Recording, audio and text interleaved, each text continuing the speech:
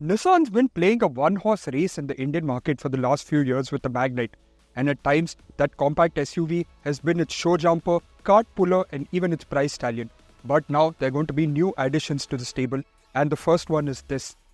It's the X-Trail, and the name might sound familiar to all of you because the X-Trail was one of the first products to come when Nissan India officially began operations.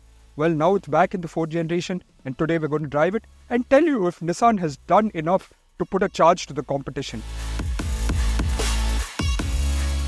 Before we get into the details of the Nissan X-Trail, here is a little reminder. Are you enjoying the content on our channel? Then do hit those like, share and subscribe buttons, and also that bell icon to be notified the instant we put out a new video.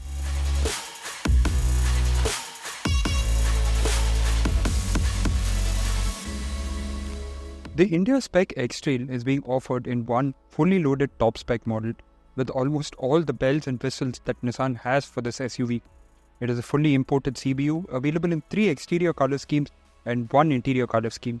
The only engine on offer is Nissan's 1.5-litre turbo petrol that produces 161 bhp and 300 Nm and is mated to a CVT powering the front wheels. Bookings for the SUV will open on 26 July with a price announcement and arrival in showrooms set for 1st August 2024.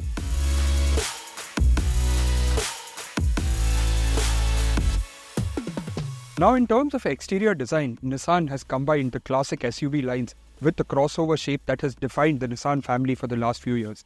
Now, when you look at the face of the car, the first thing you notice is, of course, its massive V-motion grille that's a signature Nissan element. The other big thing is, of course, the new Nissan logo, and this is the car that will debut it in India. Other major highlights include the swaths of chrome, these low-set headlamps, and this contrast-colored bumper that you can see here.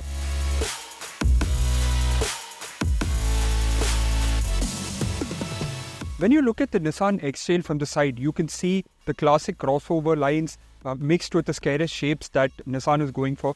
But you can also see elements like the 20-inch alloy wheels, which are diamond cut and one of the first in the segment in this size. And you can see the contrast-colored roof rails, as well as this little plastic bit that adds to the SUV look of the vehicle.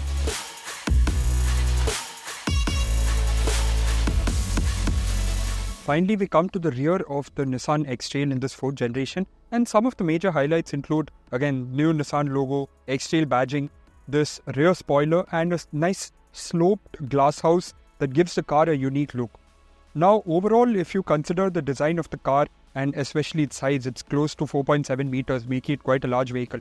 There's no dearth of attention, but it doesn't have that muscular, bulky presence that some of its rivals have. However, because this is a crossover, it'll be bright and full of chrome, I don't think it's going to be lacking any attention.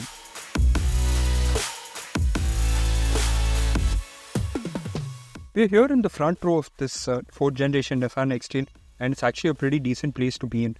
Quality of plastics used and all of the touch surfaces are very high quality, actually worthy of a price like this. One of the major highlights, of course, a massive high quality, high definition instrument cluster that shows a lot of information. The touchscreen is a lot smaller than what we had seen when Nissan had first showcased the car 2 years ago. It's an extremely basic system with few features, and it's one of those things it encourages you to quickly connect your phone and switch to phone mirroring. Now, in terms of space, headroom, shoulder room, leg room, really not an issue for both front occupants. You get this massive center console that creates like 2 separate zones between both the occupants. There's a plethora of storage spaces, and you get wireless charging and 1-litre bottle holders in both the doors. One of the major issues that we see with this, especially when you look at the competition, is the fact that these seats aren't leatherette. They aren't powered and they aren't ventilated. The driver's side gets lumbar support, but that's really about it. And that is something that the rivals offer in one form or another. And while it may not be a big deal breaker, it is something that does stand out.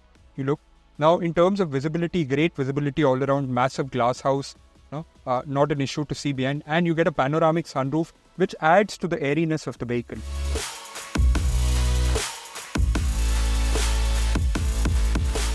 We are here in the second row of this 4th generation Nissan X-Trail, and space is actually really not an issue here for 3 occupants to sit abreast. The seat base is large, it's a little low and lacking under-thigh support, but you can fit 3 people inside.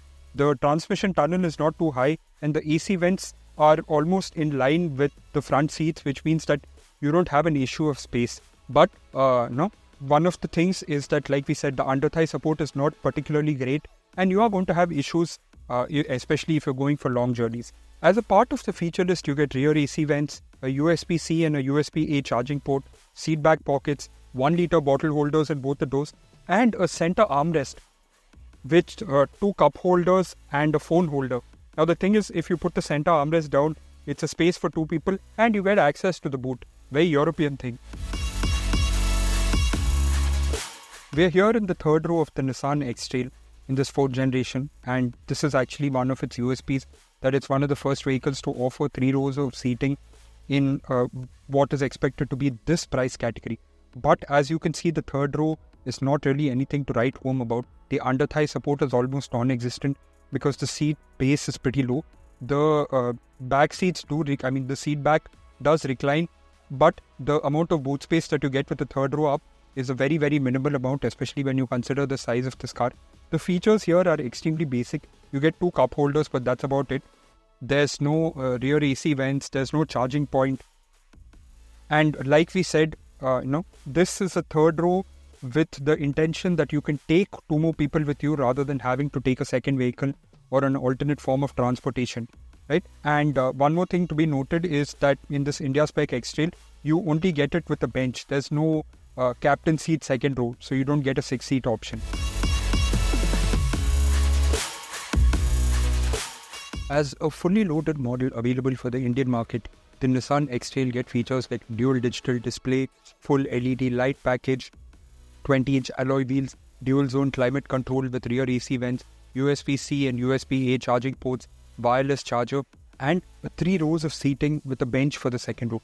However, while Nissan has skimmed on a few of the feel-good features, it has not skimmed on safety quotient of this car.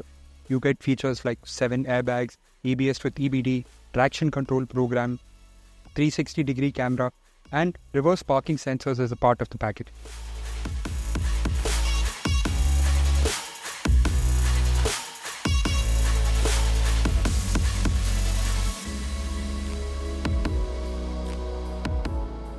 Now, as a car to drive, the Nissan X-Trail does what you would expect of it.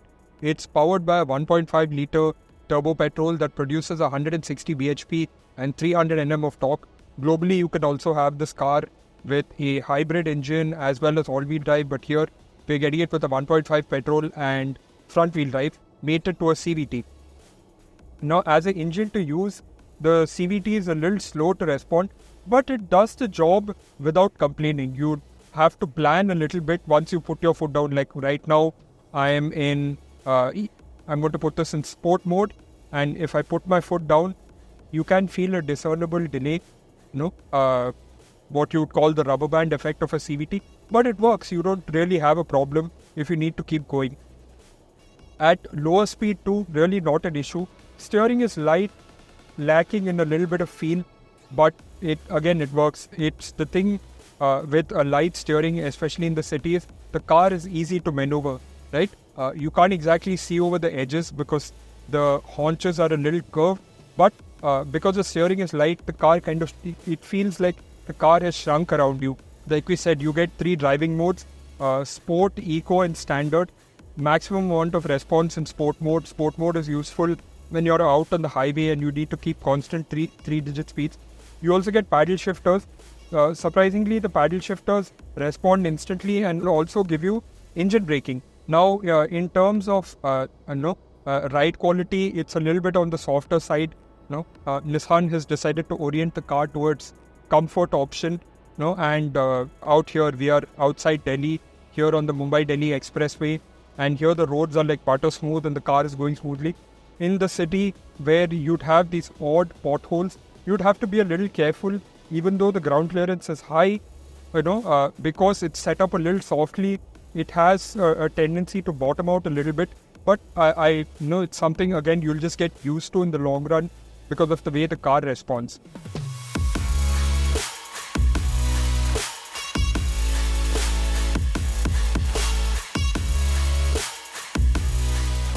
Let's sum up our experiences of driving and checking out the features of the Nissan X-Trail by answering 2 questions. The first is, has Nissan done enough with the X-Trail to make it a worthy car in the segment.